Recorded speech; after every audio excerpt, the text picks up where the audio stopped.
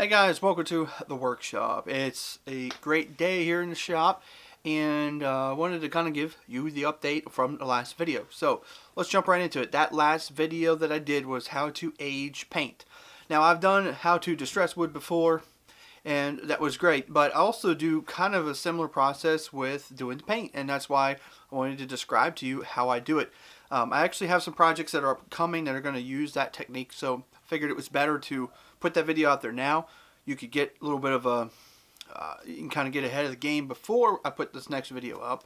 That would actually have that in its video. So that video, I really enjoyed it. I think it did really well. It was pretty short. I didn't plan for it to be that short, actually. When I recorded it, I thought it would be at least 5 minutes. Well, it wasn't even barely half that length. So it came out more like a tip video than an actual technique video, and honestly that's probably fine, because most people, if you're watching something on YouTube, you want to kind of watch it and be done and enjoy, and that's mostly what my channel is. It's not one of these sit back entertainment type videos. It's more of a learning how to do something. So I thought it did pretty well, and it's still doing pretty well right now. So my next video is actually going to be a little bit of a deviation from what we have been doing, which is, seems like we've been really doing a lot of scrap wood project kind of things, and we've also been doing a lot of stuff that are pertaining to the seasons we're in. But I've got one thing that I wanted to do, and it's kind of been on the bucket list for a while. We needed to do it in our house, and a lot of times when I do these house renovations, I like to document it as well. So this week's video is going to be putting in a replacement window. Now I'm no professional at this, but I've done multiple windows in our house this way, and they all have turned out fantastic and great. So I wanted to share with you my way of doing it in my house and how it's worked out. So that's going to be that will be out this Friday. I wanted to turn the camera around really quick, give you a glimpse into the reality of what my workshop really is during the week, because most of the time when I'm recording my workshop videos, it's on a Friday night.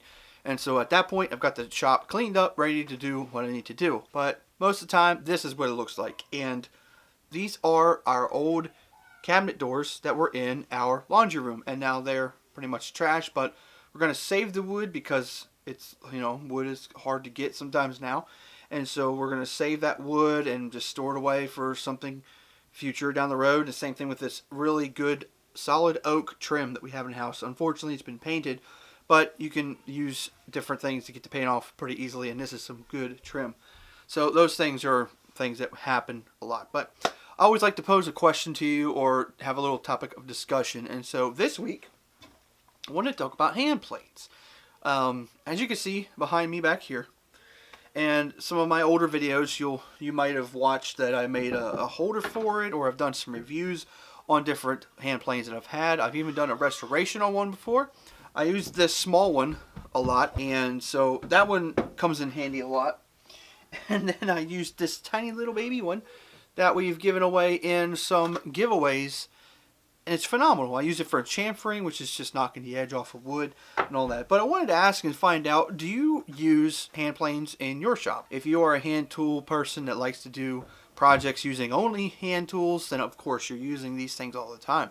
But in my shop, I've kind of got a mix of both. I like to do both, but for me, I need to do it quick and efficiently, and hand tools just generally aren't that for me. But I do love hand tools. I love to work with the hand planes. There's just something different about it. The control that you can get behind it. Especially when you got one of these. Let me pull it out. This number 6 right here. This was a project restore that I did. I had to remold a tip to the shoe here.